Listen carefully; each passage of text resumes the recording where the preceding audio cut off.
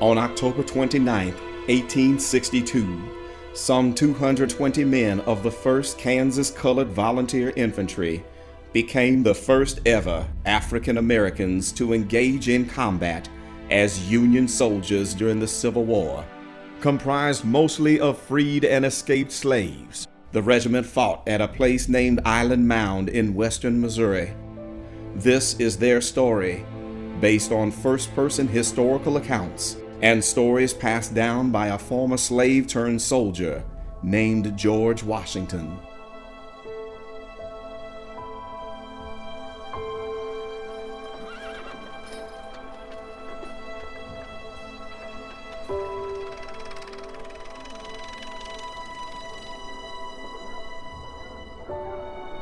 It was January 62 when I run.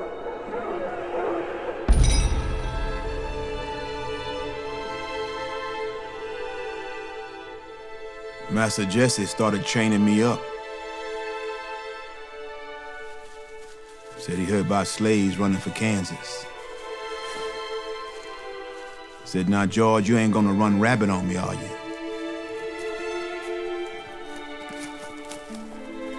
Got to be all I could think about.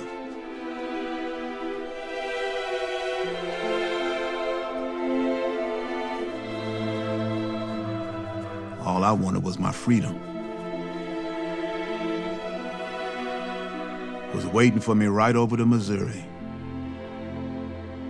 So on that cold day back in '62, I walked right across that ice. I got myself free. That's starting to be a long time ago, James.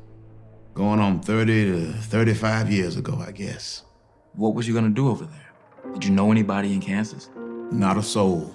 You hear about some nice white folks, abolitionists, hated slavery. They might help you if you was lucky. Some of them was crossing over into Missouri, raiding farms, freeing us sometime, just taking us sometime. Some of them even killed slave owners sometime. They burned whole towns. 10 years for the war out east, they fighting each other like that. But them abolitionists helped a whole lot of us get our freedom. What'd you do when you got across? Got me a job, good one. Working the riverboat landing in Quindaro. Started hearing about the 1st Kansas around August, I think.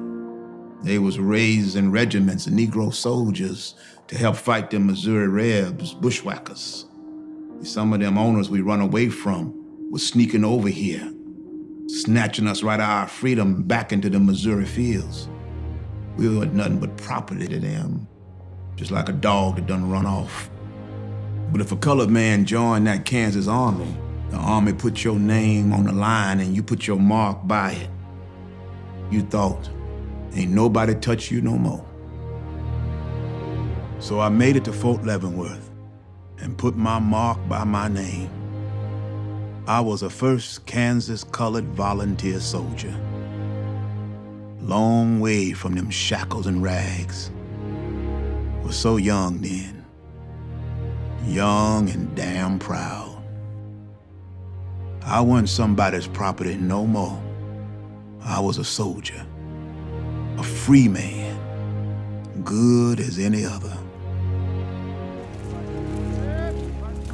Next 2 months, we drilled and marched. Then come in October '62.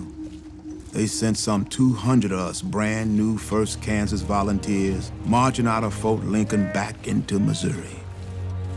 20 miles back over that border into the open prairie. Bushwhackers was making trouble up in Bates County up by Butler, and we was sent to stop them. We ain't been free men but a few months, and most of us ain't never held a gun before we joined up.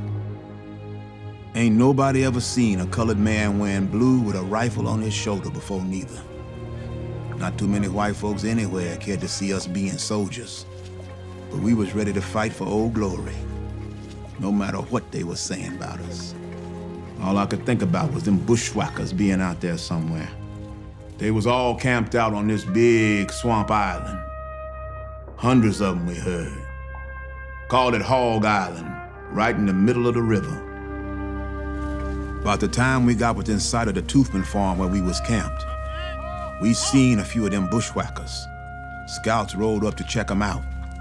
We all knew they was trouble. You could just feel it. They were stirring up trouble all around the border, burning houses, shooting folks friendly with the Union. Them Rebs hated the Union. They wanted Missouri to join in the South and be Confederate. Some were slave owners looking for us, and now we was marching to find them. So we kept on for that farm. I expect them Toothman ladies' hearts about stopped when they seen us come up. That whole family was Rebs. Younger boy was in prison back in Fort Lincoln for fighting with them.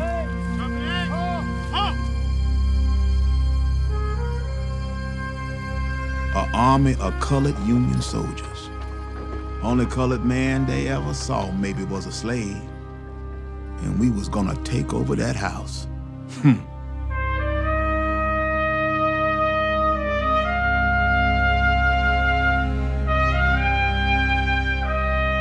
Now the captain, he starts asking all kind of questions about the bushwhackers, where they was and how many of them. Well, my blood about turned to ice when that lady said there'd be 700 rebel horsemen out there on Hog Island, just a couple of miles over them hills. Didn't sound real good to us right then. But we set about to taking that house and making it our fort. Whole time I be thinking, maybe she just lying, trying to scare us off or something. Ain't no 700 horsemen out there, shoot. But some other folks around there said the same thing. We knew we was outnumbered bad. Ain't no doubt over that. We raised the flag out front and let them Rebs know this was a Union camp of free men. Started calling it Fort Africa. Fort Africa. Not too many white folks at the time thought we could walk in a line or shoot a gun when we was ordered. Thought we'd just run off in the heat of the battle. But we was young, and we had something to prove. Were y'all scared about them Rebs out there? Sure we was. Be a fool not to be. I think that first night it started sinking in. We didn't know what we was in for, but we knew we was there for a fight. We was feeling that. We never seen no war before. We just got our freedom, earned it hard, and we was gonna risk everything. We was fighting for the Union and against slavery. They told us them Rebs ain't gonna take no prisoners, and you sure didn't want to be taken back to your master after running and taking up arms. We knew we was outnumbered by whatever was lurking out there. We knew we could die, but we was never going back into slavery. Did the Rebs come after you? That second morning we was there, that's when things turned. Scouts rolled out again first thing, but this time, they seen a whole bunch more of them, hanging like hornets on a nest. When word gets back to them officers, things started really moving. Now the captain, he knows we short on food, but he also know them bushwhackers ain't gonna like no Negro soldiers all about hunting for it. So he sends out a big forage party to gather whatever food they could find and bring it back. Then they send some of us sharpshooters toward them Rebs to keep them occupied in the meantime. You could feel in your blood something was about to happen. We was in for a fight. Rebs yelling, picking up, especially toward our officers.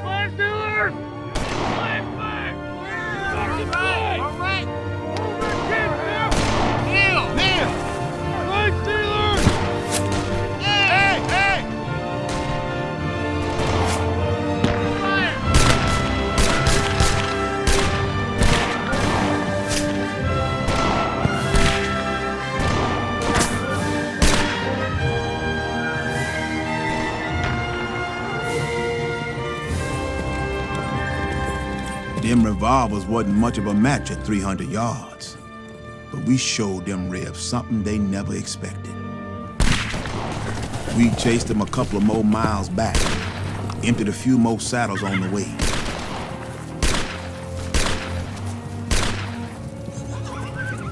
I think they might have took us a little more serious after that. So after we started back for camp, They was moving up behind, setting fires along the way, hiding in the smoke. Time we took lunch that afternoon at Fort Africa, you couldn't see your hand in front of your face, there was so much smoke. We was getting real nervous again, especially the captain.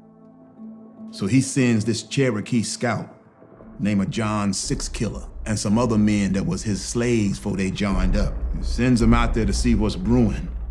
Started hearing shooting, so Captain sends us out, Company F, to bring them back in. After we met up with them, we was already a couple of miles out from camp. None of us liked being out in the middle of that open prairie right then. We felt like we was being watched. Like there's eyes on you, out in the trees, watching your every step. Then we heard them.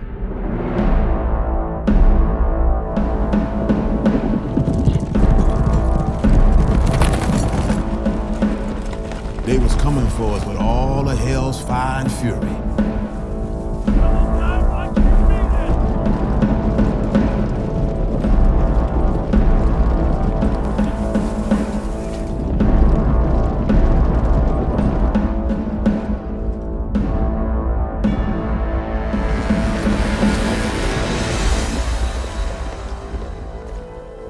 All I could think of was getting over the top of that hill. Thought maybe our boys would be over there other side, might save us.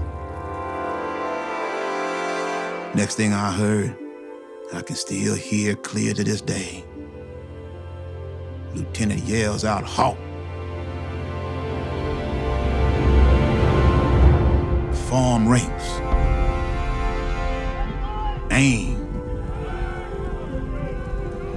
And your whole life comes down to that moment. Staring you in the face, seeing it in the eyes of them men coming over that hill. Fire!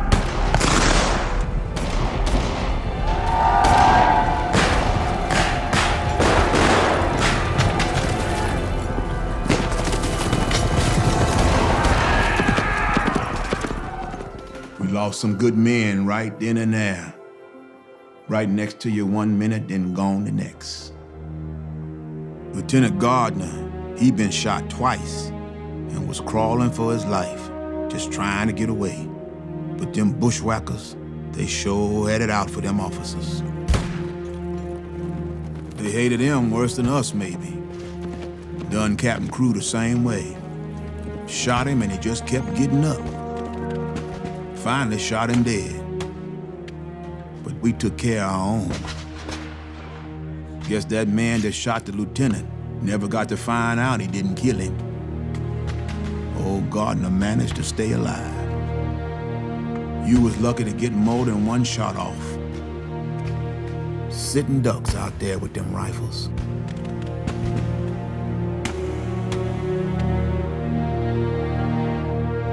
Horses all about, men shouting. Smoke and flame all around. Had to use your bare hands to fight. Bayonets, anything you could find. Wasn't sure whether the blood was theirs or mine. We was all over them. Once we pulled off them horses. They shot Sergeant Lowry. Told him just give it up. He answered that rib. They kept coming at him, one after the next.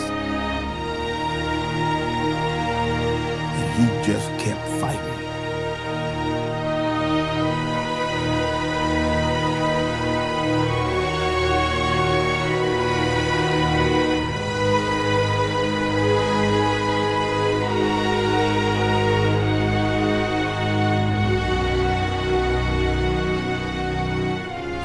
Brought up some men to cut them off. Sent them back over that mound and back to the river. And they finally had enough. It was done. More than 100 Rebs come over that hill, but we stood our ground. White folks said the colored man wouldn't fight. They was wrong. 'Cause that fight was just the beginning for us. We lost 8 good men that day. Another 11 fell wounded. We fought like tigers. That's what they say about us. We just wanted to live and be free. Private Dobson, just 14 years old. Reb shot him in both arms. Told Captain Earl he didn't kill but one of them. But at least he brought his rifle back. Real proud boy. They say President Lincoln was thinking of us. What we done that day at Island Mound when he signed the Emancipation Proclamation and when he let colored men in the army, when he let us fight in that war. We may even have helped win it. A lot of them boys in the 1st Kansas wouldn't live to see the end of that war. But something sure changed that day at Island Mound. We showed who we was. Showed we was worth something. We was men. We was free. And we was never going back.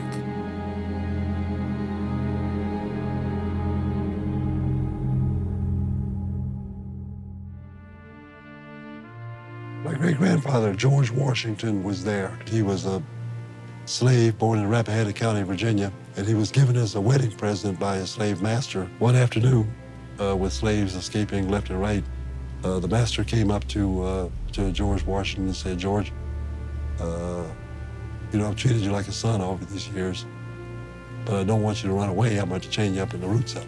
And George couldn't understand that. On one cold evening, a few slaves from other farms got together, followed a creek, a natural spring creek, down to the Missouri River under the cloak of darkness. And lo and behold, the Missouri River was frozen, no riverboat traffic. And according to my grandmother, they walked to freedom across the Missouri River, just like Jesus did. Well, George became a soldier. He was taught to fight, even got paid. $9, $10 a month. The white troops were making 13. Out of that $9 or $10, he had to buy his own rifle and buy his own uniform. It was a one-shot deal. Joseph is my great-great-great-grandfather.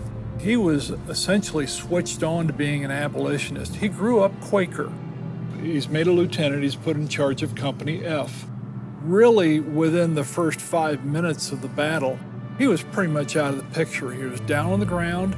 He had wounds in his thigh and his knee, buckshot wounds. He said, "I'm going to blow your head off." And either he had bad ammunition or his thick skull saved the day, and he just has a horrible wound from it, and he survived. My great-great-grandfather, Corporal Rufus Vann, he was not a slave when he joined. He had already been freed by his slave owner, Katie Williams. We had free persons of color that fought in the Civil War, and they were very proud of that uniform. Those soldiers, when they got their uniforms, how they would shine their buttons and polish and how they would fold them, they were very proud of that uniform. I think if it had not been for the sacrifices and efforts of folk like the 1st Kansas Colored, I wouldn't be a general.